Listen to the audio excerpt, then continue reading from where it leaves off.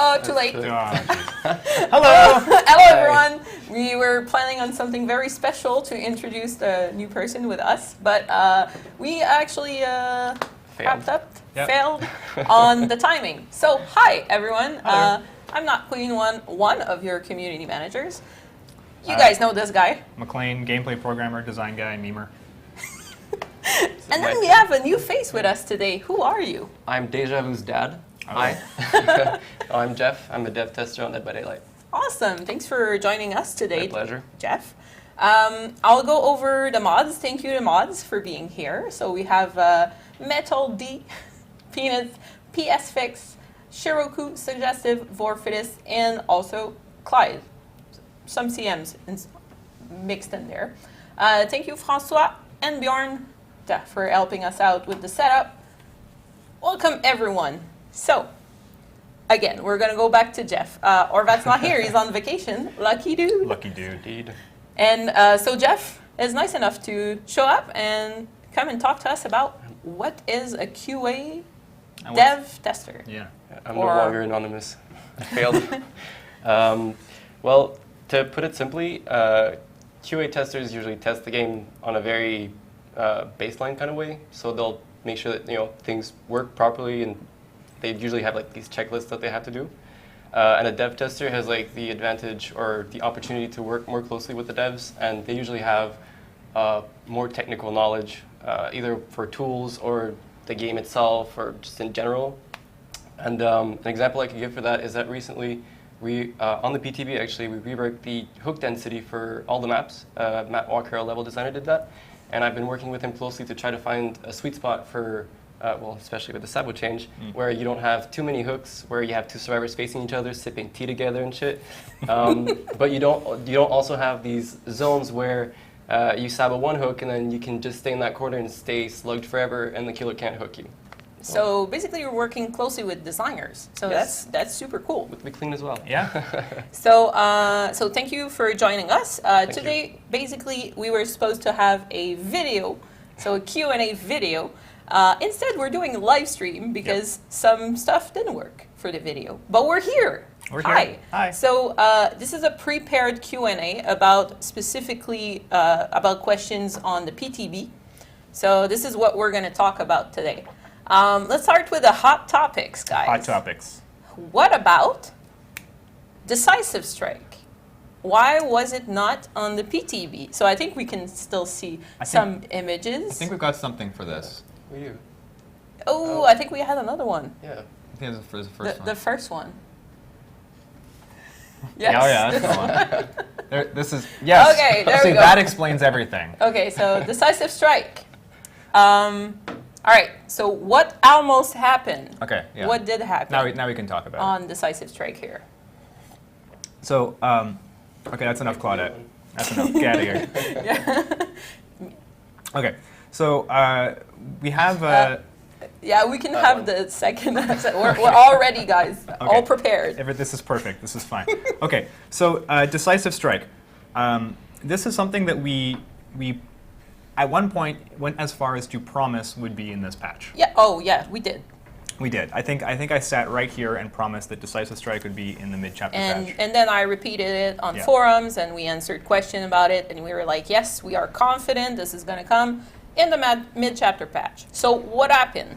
Well, we put this into practice. We had the design in, we had most of the functionality in, we started playing with it, and it ran into problems. So there were problems not only with the design, but also with the implementation of the perk in this form.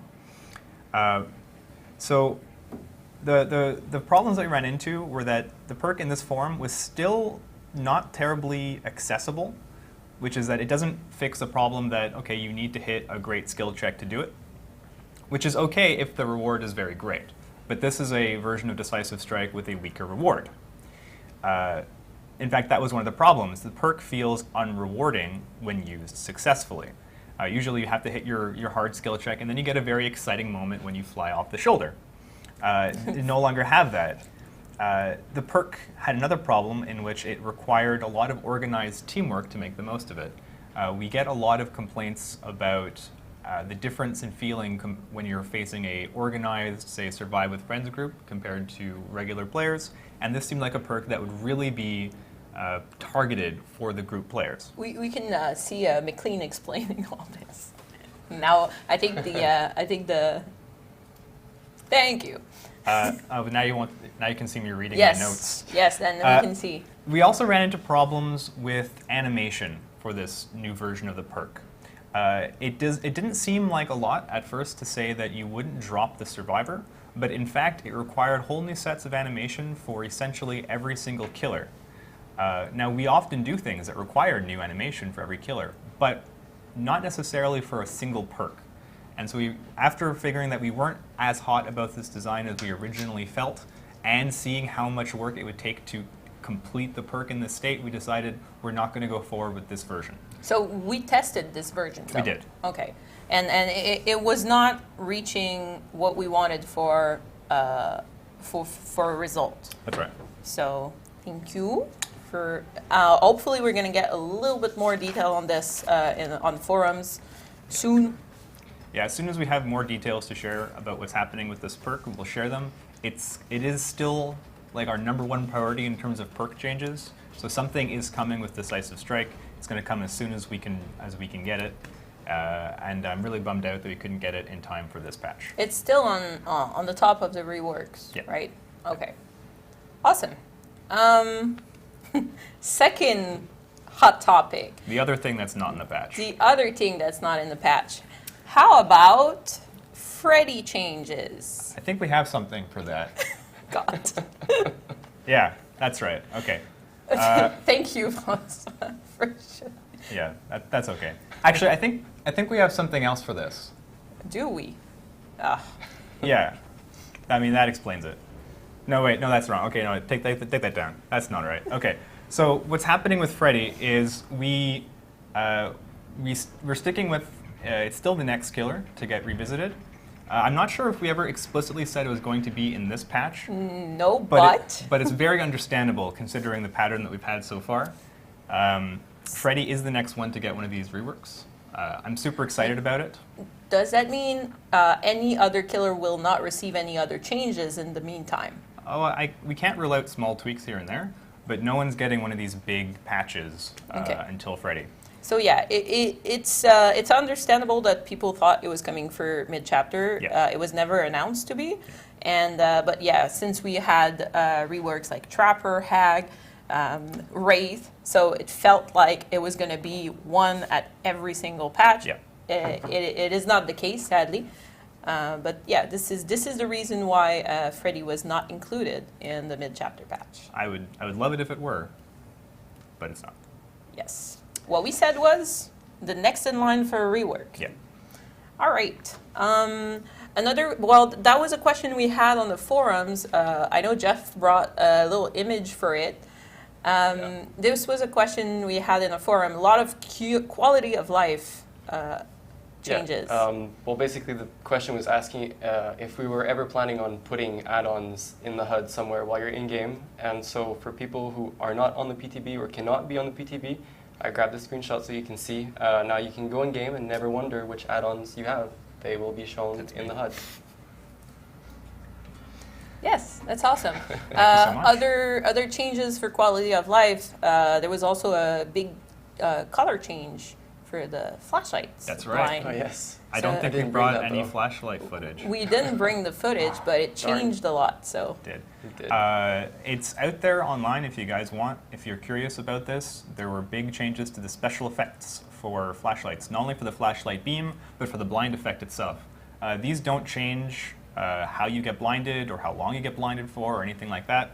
It's just that now the beam is going to provide a lot more feedback about where you are in the process of blinding a killer. And the blind effect on the killer or survivor, if you drop a firecracker, is going to be different. It's not going to burn your eyes out if you're sitting in a dark room anymore. In fact, it's kind of dark and spooky. So check it out. yes. All right. Thank you for this.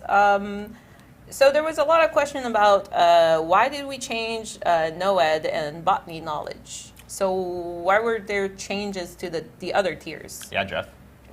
He's like, what did I'm I talking do? about the values and what's wrong in the patch notes or in the game versus the patch notes. That's fair. I believe there was an issue. McLean will explain why they were changed, Yeah. but I'm only going to say that in the patch notes, you'll find the correct values. On the PTB right now, there's a bug where you're seeing the wrong values, so it's still showing NOED as being 6%, but it is not. The right value for Tier 3 NOED is 4%.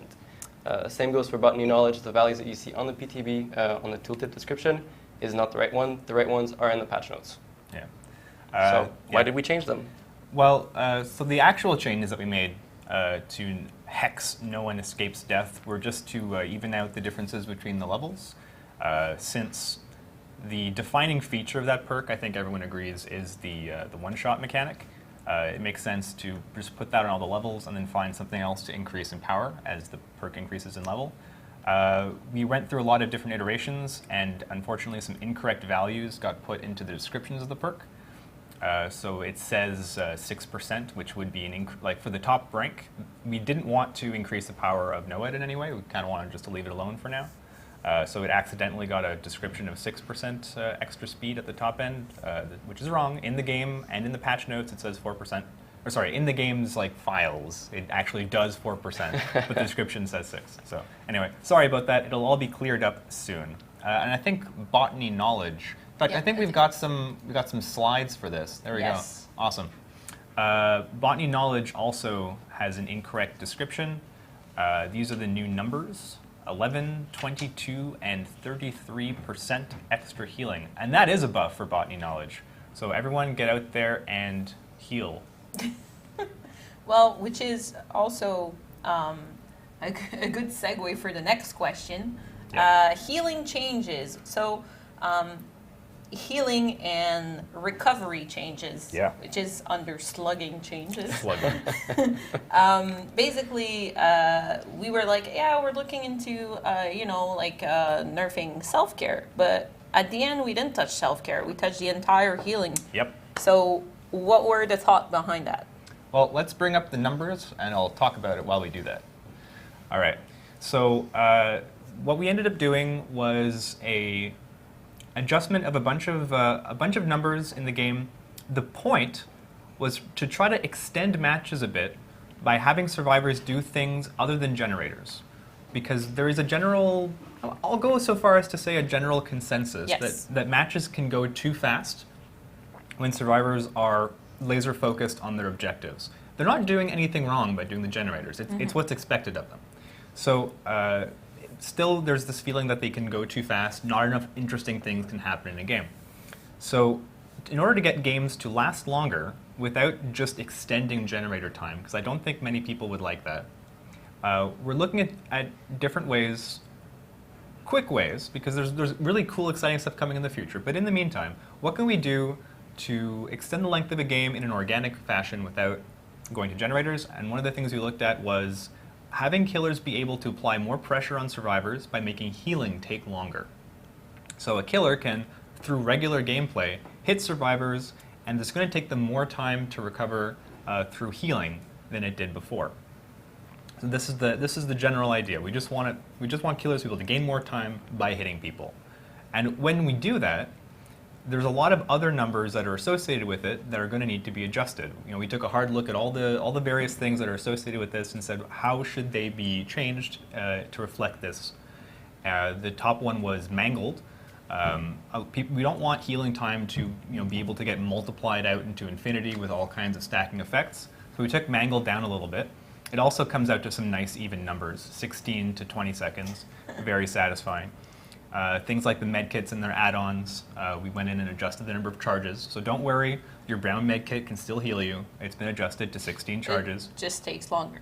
It just takes longer, Okay. exactly. A lot of people saw the recover change, Yeah. the 85% to 95, Yeah. as a nerf to the slugging technique. Honestly, so I was seeing it that way too until I get a lot of explanation there. So what changed, like in the total time does it take from someone that is down to someone that is up? So before these changes, if I remember correctly, and I should have brought these numbers with me, so you're going to have to bear with me, it would take about 25 and a bit seconds to recover from 0 to 85%. Yes. Now, after this patch, it will take about 30 and a bit seconds to get from 0 to 95. Okay. So 30 seconds, and then the 5% that's left is like 0.8 seconds. okay. So 31 seconds, give or take, for a full recovery and save. Yeah. And then before it was 25 seconds plus give or take About 2 seconds. 1.8. Okay. Yeah. So it is longer now than it was before. Yeah, all in all, it'll still take longer from the point that you down someone for them to get back up. Is slugging being nerfed? I wouldn't say so. Maybe overall, if you consider that it is going to be a bit easier to get somebody off the ground.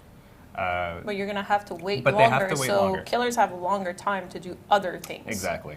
Okay. We're really trying to encourage some more dynamic play with this. We do like the bold going in to get the guy on the ground, but there's still a lot of value in knocking someone down. You're still going to get a good 30 seconds at least time out of that where they're not doing anything useful and other people are going to be wasting time trying to get to them. Awesome. Well, thanks for clarifying all this for us. You're welcome. All right. Oh, lots of feedback on the spirit sounds. Yeah. Wah. Where? So there's been some changes to this on the PTB. Yes. So what happened right there? The PTB version still has bugs in it, by the way, because it's a PTB. Yeah. The patch notes mentioned a lot of things that we want to do, but are not actually on the PTB. Most of those things had been done and had been done past the point that the things that are going to be in the PTB were needed to be done. Yeah, so it didn't make it on, Yeah. but we still mentioned it, Yeah. which is, you know. So for example, the sound she makes right now when she's on Spirit World is still directional in PTB, Yes, and on it's the not PTB it supposed is. to be at the end, right? No, it is Okay. not. Right now, on the builds that we have internally, the spirit is wonderful. She's lovely. I love her. But no, you don't. The sound is non-directional anymore, so you can't. I was testing this morning actually, and it was disorienting because you just heard something, but you didn't know where she was. It's great. It's great, and there are more changes coming to that. I don't know if I can say this, but I'm going to say it. The footsteps while she's phase walking, survivors will no longer hear her footsteps because right now, if she's phase walking and we remove the sound of the I call it the haunting sound, survivors could hear her footsteps. Okay. But now footsteps are completely silent, which adds to this layer of you don't know where she is. So she's even more stealthier, actually. Yes. So she's stealthier than Yes. she was before. Yes. Awesome. And can we mention the thing that we mentioned yesterday, the purple? Can we talk about Yeah, that? yeah. Yeah, sure. Okay. Yeah. And to top it all off, for you freaks out there who want to be completely silent, we've... Freaks out there. I mean, baseline spirit is pretty cool, you know? But Stealth freaks. for the ones that want to take it to the next level, the Prayer Beads Bracelet, the very rare add-on, has been reworked to not only diminish the sound of the haunting, but to completely remove it. So there will be no sound in terror radius or out terror radius. There's just zero. You don't hear anything. So you don't know when she's in the Spirit World. All right. That's hot. It is. That's going to be crazy. All right, next question about the Chaser emblem, because we had a lot of feedback on the Chaser emblem. Been waiting for this one. Yeah, you've been Ready. waiting for this one. Jeff made us a very, very beautiful Don't judge my art skills. schematic of how it goes.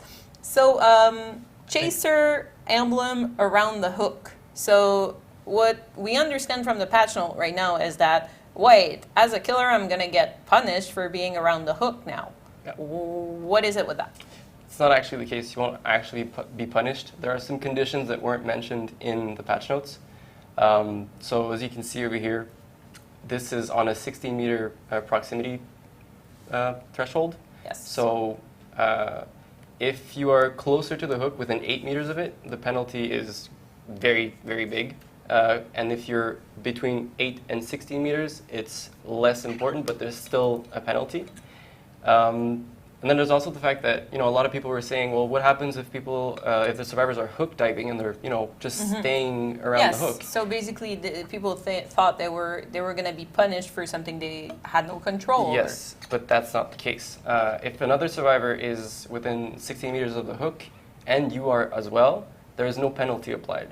Okay. And this is also the case for the last survivor who's alive. Like everyone else is dead and you hook the last one. He's just struggling, you will not get a penalty for that. So if you're nodding in front of the hook, or if you're placing a trap and running into it just for fun, you're good. You're not getting punished. Are you watching for being... me play? I've seen a lot of people. It actually makes the survivor life very funny. I like when killers do that. Yeah. Anyways. On this, I think we had the 60 meter range image. So this is beautiful. Over here, this is from half an hour ago. As you can see, there's a Dwight near the hook on the left, and on the right of the picture, you see the spirit, and that's the distance that you have to be to not get a penalty at all. Like if we're talking about the limit of 16 meters, this is what 16 meters looks like. Cool. And then in the next picture, you can see that. Right. So let's ignore the spirit on the right side. Let's just think of the killer and the survivor as being within the 16 meters. You're fine. This is what I mean. Like if you're around the hook and another survivor is there as well, you will not get a penalty at all. Gucci. Nice. Okay. So for example, because we're gonna, I think we still need some examples right there. So I hook someone as killer, and survivor is hiding behind the wall. And while I'm going away, I see him. And obviously I'm like, hey, I'm not going to give it for free. So I start chasing him around the hook. Am I penalized? Nope. So you're not? Okay. Nope. This is like the condition is really, so there's a hook, and then are you within 16 meters? Yes. Is a survivor within 16 meters? Yes. Then you're not penalized. Okay. That's how it is. If I go outside the 16 meter range, and there was no survivor around, and then I see someone run in from behind and turn around and go chase that person, then do I get penalized? Well, that depends. How does the movement work? I don't know. Do you want me to draw you an image? Everybody was outside of the 16 range? Yeah. Everybody's going back in? Yeah. Am I getting penalized as killer? As soon as you both get within the 16 meters of the hook, there's no penalty. Okay. The penalty really only applies if you are alone within 16 meters of the hook. Okay. Alone within Yes. 16 meters. There is a good question in chat, which is whether the killer will be notified that this is happening. A good question. So in the game right now, there are no notifications for your emblems during the match. What there is, which is pretty recent, I think it was just last patch, we added entries in the emblem descriptions when you mouse over them that tell you a breakdown of how you gained and lost points. And there ought to be an entry that'll say something along the lines of, you lost this many points because you were sitting near a hook while there were no other survivors around. Yeah. Okay. So you'll know after the game if it penalized you for camping, essentially. Okay, so for strategies for people who are putting on Insidious, for example, and they want to stand right next. Well, unfortunately, that means you're not a very good chaser. So you're chaser putting your is going to be so you're penalized. putting your strategy on something else. Yeah. All right. Perfect. Thank you for this. Let's go to the next one. Sabo and hook count. Yes. So Sabo's a big thing. Yeah, Is it? Well, it hasn't been. I think lately it's been pretty niche. Yep. Part of the plan that we were talking about earlier was getting survivors to do more of the other things in the game. Sabotage is a tricky one because it can very easily go overboard, and nobody likes the games where there's absolutely no hooks and everybody dies on the ground. I mean, there was a reason for the introduction of the hook respawn. Yeah. Because full Sabo Sabotage. squad, and Yeah. then when you were getting caught, it was just slugging. So it was getting a gameplay was not really interesting for both sides. So Exactly. how are we going to make this interesting with the new Sabo? Right. Well, Sabotage isn't changing dramatically. We're just sort of pushing people a little bit in the direction of doing it more. There are a couple of ways that we're doing that. One of them was revisiting some old mechanics that probably didn't need to exist anymore. On toolboxes, there is a mechanic that makes it burn more charge if you use the toolbox for Sabotage compared to repair. And that made a lot of sense when Sabotage was permanent. When we're looking at it now and we say, well, Sabotage is temporary, we probably don't need such harsh restrictions on those toolboxes. So we said, all right, let's tear that out. Let's have people, if you want to sabotage and you're serious about it, put a toolbox on, and now you can do it pretty efficiently. On the other hand, we still don't want Sabotage to take over the game. It's still a risky strategy. You have to spend a lot of time doing it. You can't sabotage absolutely everything. The sabotage is temporary. Your position is revealed when you break a hook. Sorry. It's all right. Please don't die. Things under control. So, and then to follow up on that, we took a look at the perk Saboteur, which previously gave you extra use out of your toolboxes. Now you're not going to need that anymore. So we ripped that piece of text right out, and we thought, what can we put as a nice little boost for people who want to sabotage?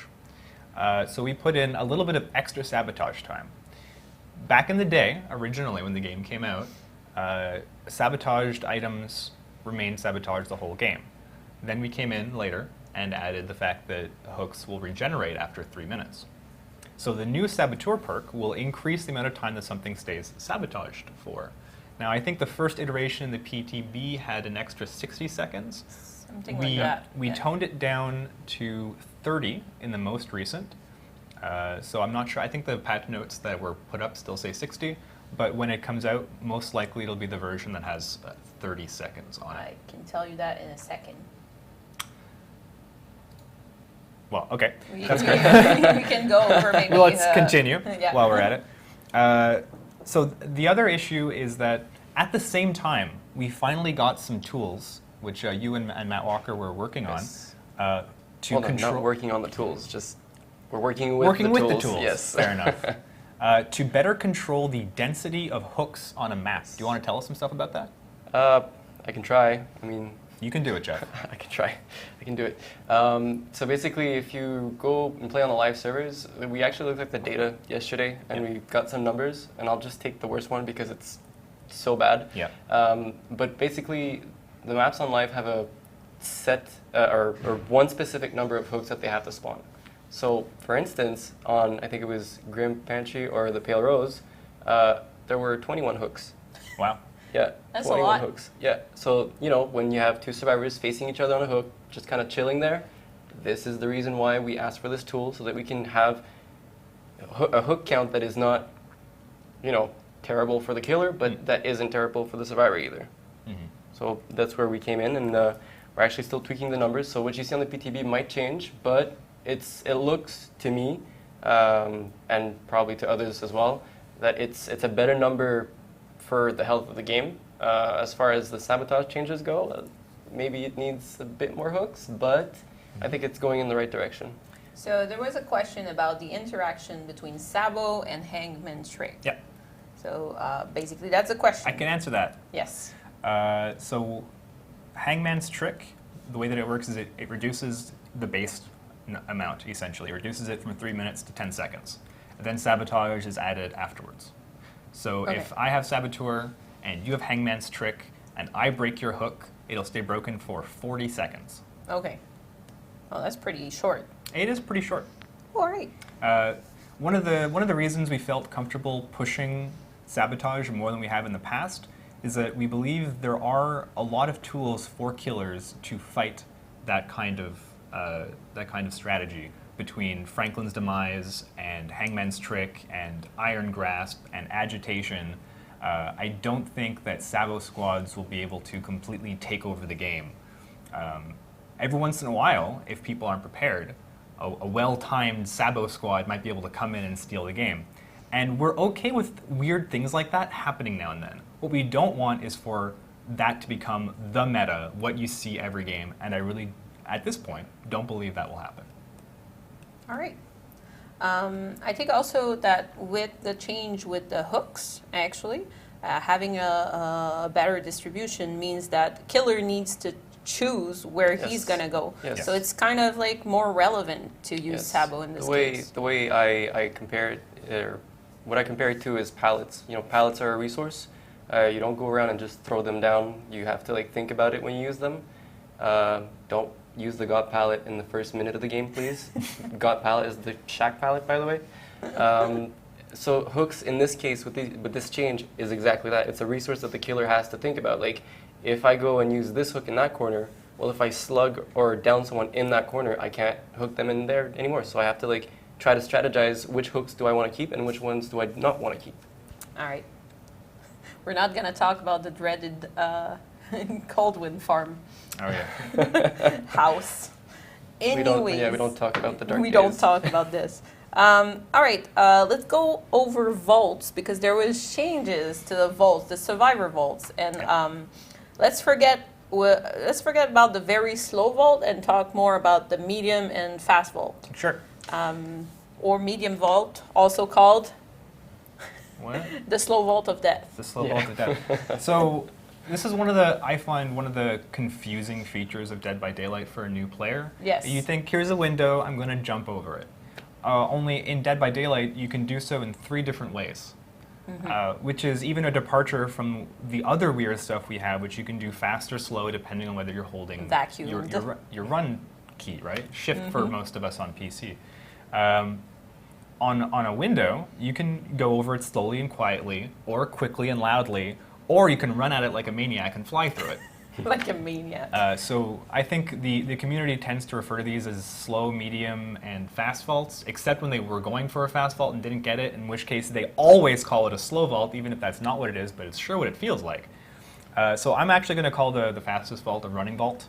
I believe in the PTB, you'll see that there is a new, this is something I'm really excited about, even though it's a super minor change, is that there's a new prompt that appears. If you're going to hit the button and get a running vault, it will tell you.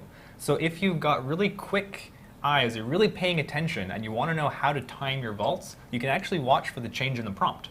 And if it says, run vault, you can press your button and be confident Very quick. that you're going to, I know, Very it's quick. extremely quick. Split second.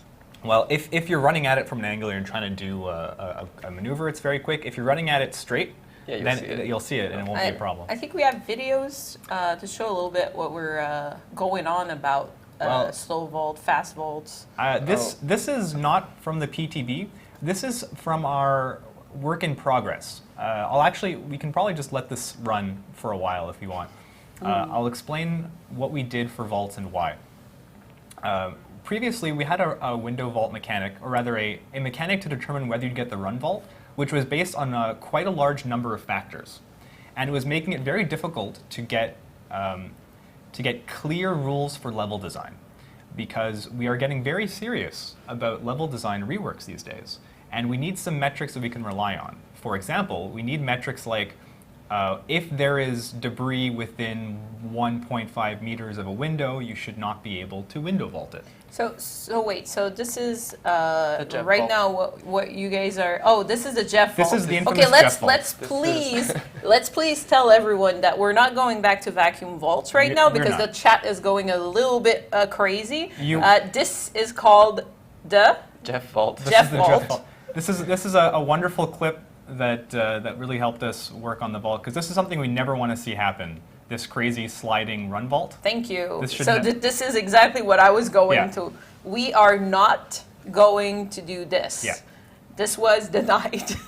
Thank you, Jeff. This is what we did not want. Yeah. So let's have the other video maybe Yeah. while we're talking about. There you go. So on the PTB, this is using the mechanics that are in the PTB, even though I'm using a debug map here. So please, I apologize for the effect on one's eyes that this might have. This is me actually running through a bunch of tiles with the current mechanics, just to make sure that running vaults were possible. On there was a car crusher before. This is the 4 lanes. We're probably going to keep tweaking the values, but I just wanted to double check. I wanted to make sure that all these tiles were still fast vaultable.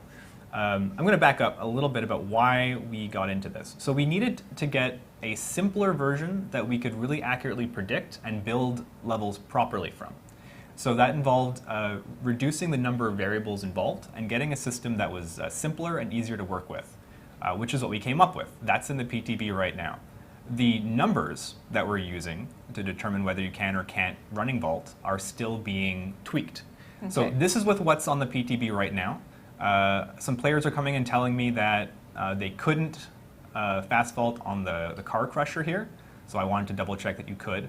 They were telling me that you couldn't do it very well on the shack or on the 4 lanes, so I tested, and it's possible. However, just because it's possible doesn't necessarily mean it's good. Yeah, as you'll see, I have to do a lot of dramatic turns here. You lose a lot of ground against a killer who's trying to cut you off to the window. So we are probably going to slightly tweak the numbers here and make it a little bit easier to get. The idea is not to ruin play on these tiles. We want it so that a player who's very good, has good timing, and knows which direction to run these can still get their fast vaults. It's only specific tiles, like I have another video. I believe it's the window at the end of the suffocation pit. This is a prime example of a window that we don't want to be fast vaulted from the outside. So one side you won't be able to fast vault, and the other side, if you take it straight, you will be. That's right. So you could fast vault out of this, but you wouldn't be able to fast vault into it. So these debris here are stopping me from fast vaulting. So never going to have a fast vault on this one. Yeah. On that side. That's right. All right. So that would apply also to, for example, the shoot and the game and the map Yes. game. Yeah. So Exactly. so little area like this, the ironworks window. That's right. Also. To get into the ironworks. So windows will become, fast vaultable from one side and then not from the other. So that's very interesting. Not every window, just specific windows. Like we're not trying. There's a lot of. Okay, let's put it this way. For most windows in the game, we're not looking to change how they work.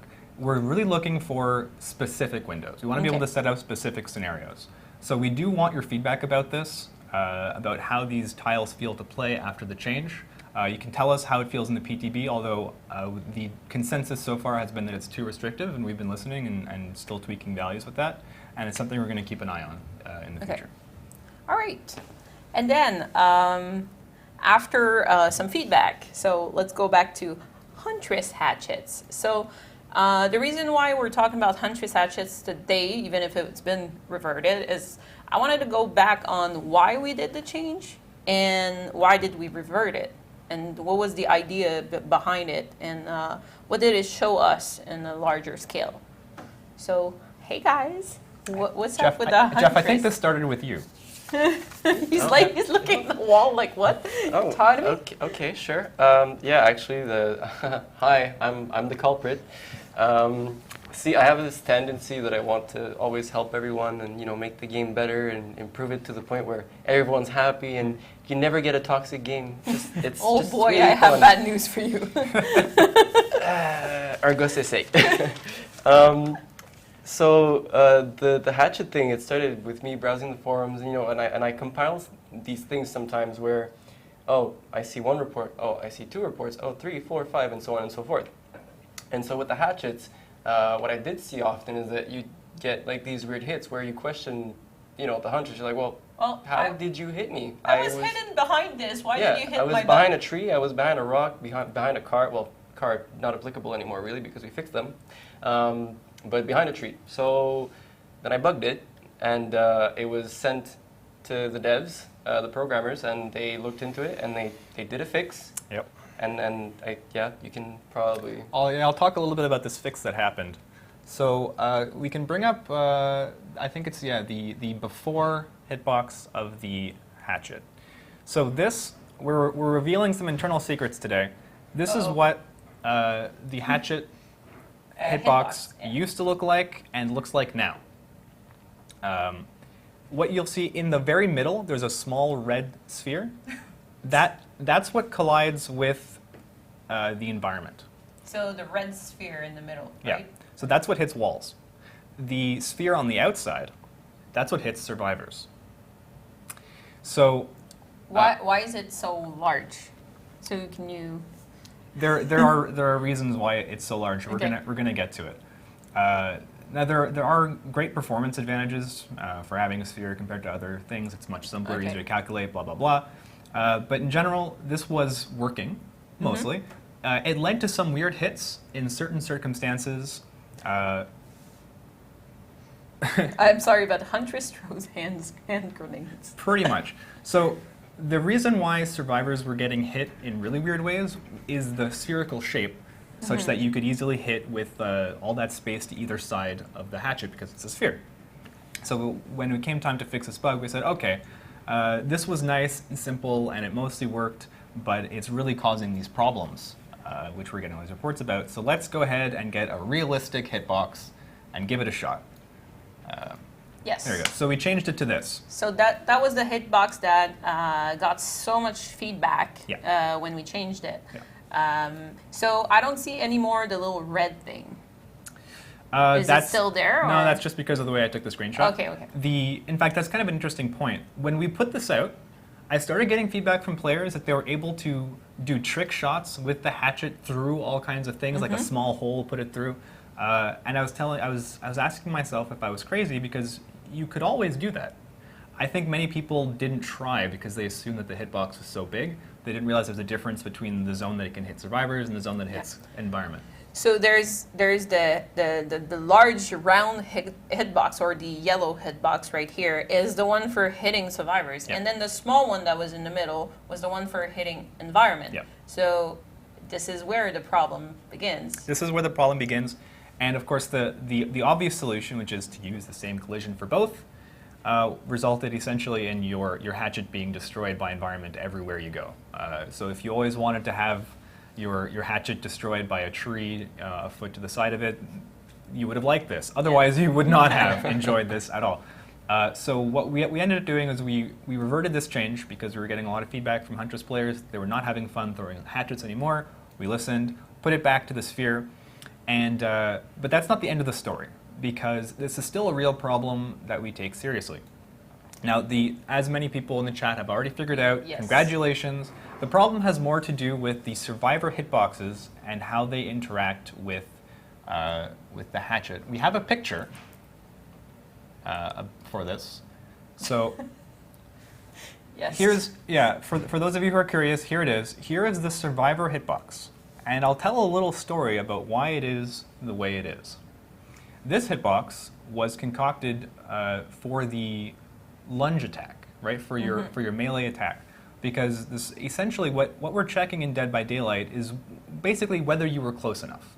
Yes. Because for those of you who have played peer-to-peer melee combat games like Dark Souls, you'll often find that it's trying to get the exact position of your weapon and the exact position of your opponent, and in a networked environment, it never works out. That's why you'll be facing your opponent in Dark Souls and you'll be swinging at him, and then all of a sudden he's behind you, backstabbing you. You're like, well, what the heck? But it looked fine on his end. So in Dead by Daylight, we're not trying to be quite so precise. There's a zone in front of the killer, and there's a zone for the survivor. Sorry. Running sausages. Nice. Okay, so there's a zone in front of the killer, there's a zone in front of the survivor. If you're able to overlap your zones, the game will say that you get a hit, and then we're going to move some people around to try to get as good looking a hit as we can. So this zone works pretty well for that. So it doesn't work quite so well when you're throwing a hatchet at it. I think we've got some video for this, actually. So it was working better with the sphere because the sphere makes up for some of the problems that the capsule gives us. So as you can see, Dwight's head, is overlapping, so he's coming out of the capsule, but it doesn't really matter because your hatchet hitbox is big enough that if you hit his head, I missed. You're still gonna you're still gonna hit. On the other hand, there are still some unfair feeling hits. So so we really dug into this and we said we know essentially what needs to be done. Survivor hitboxes for projectiles need to be adjusted. I don't have a timeline for that, but it's something we would really like to do. We don't want to dramatically change the way that the Huntress feels, but we would like to get hits to feel as fair as we can. Okay. So, for example, the capsule explains a little bit while, like, when you're healing someone. Yes. And it's still over your head. Yes. But your head you don't see your head as that high, but you still receive the hatchet over your head, and then you get hit. It's like the capsule doesn't adapt to, your character's stance. Okay. Yeah. And then sometimes you feel as a killer that you hit someone, but obviously you didn't hit his arm. His arm. You that can is also show the other around. video. Oh yeah, sure. That shows, with the updated hatchets, that you couldn't hit the arm. Oh, there you go. This is my video with my beautiful Claudette. Oh yeah. So as you can see, I'm throwing the hatchet. This is the updated hatchet collision, and it So really that was shows the square, the rectangle yeah, one. and it really shows this issue that McLean was highlighting in his previous video, where the spear collision makes up for that area that's not covered by the survivor's capsule collision. Yeah. So with the versions that we've put back, if your hatchet goes through the arm, the hitbox is going to be overlapping the capsule to the side, and you'll get your hit. This isn't perfect, so there's still stuff to do here. So there's a good question here. So crouching doesn't work against Huntress? Crouching works. It has always worked. So here's the deal. When you crouch, you have a different hitbox. It shrinks your hitbox. However, things like healing or action or repairing a generator, things that cause your character to look smaller, currently do not. That is also on the wish list. Because making a new collision detection for projectiles, that's a big deal. Adding something to shrink capsules when you're doing certain actions is more reasonable. So we would probably see that as a first step to fixing unfair-looking hits, so that you wouldn't get hit if you're crouched over healing, you wouldn't get hit in the air a foot above your head. Things like that would probably come first. So, all right. Well, that was everything for questions for us today. I hope that you guys, thank you for showing up to the live stream. I hope that you guys had good answers to the PTB questions. There was a lot of them. Thank you to Jeff for showing up. I know it was very stressful for you. You did awesome. Guys, can we have some love for Jeff in the chat? Come on. Thank you so much. Thank you. So on this, I don't think I have like a word of the day or any. Oh, there we go. Play the spirit. Oh. And even more so when the mid-chapter comes out. It's going to be great, I'm telling you. Trust me. Well, I do have an idea. Every day try to do something that you're not comfortable. Oh, shit. Again, thank you so much to the mods and to François and Bjorn for helping us. We will see you next week for a panel, a live panel. Thank you for showing up, and have a good week. Bye-bye, guys. Bye, guys.